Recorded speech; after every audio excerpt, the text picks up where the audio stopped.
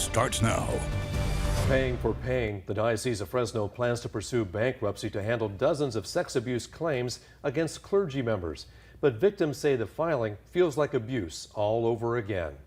The Diocese of Fresno faces more than 150 claims of sexual abuse and says the bankruptcy filing would help to fairly compensate the victims. But a survivors advocate group fears the move would tie up the legal process for years without a single settlement.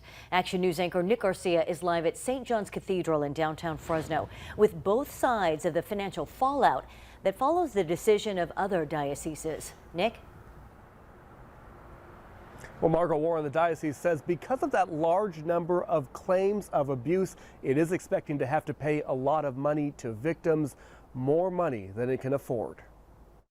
A stunning announcement from Bishop Joseph Brennan Tuesday afternoon.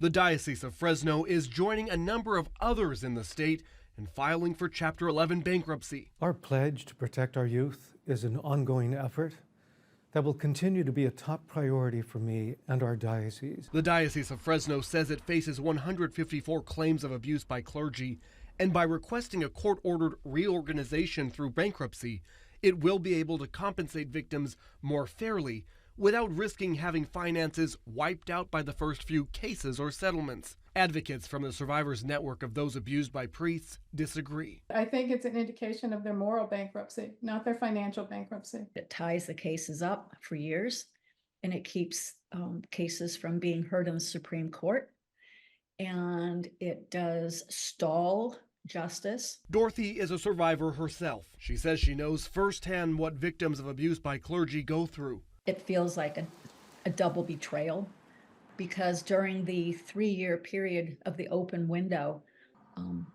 they were planning on getting justice through litigation. The diocese has addressed claims of sexual assault in the past. In 2021, it published a list of clergy members who had credible allegations against them. When I hear how many lives were affected by clergy sexual abuse, my heart truly breaks.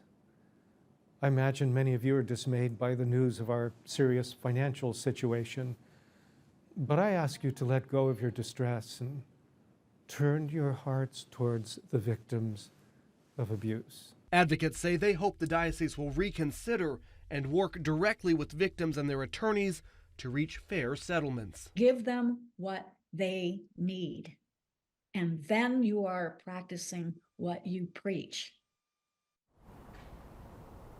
The diocese says it will officially file that petition for bankruptcy in August. At that time, what's called a creditors committee will begin representing the victims of sexual abuse, and a fund will be established to distribute to those victims. Live in downtown Fresno, I'm Nick Garcia, ABC 30 Action News.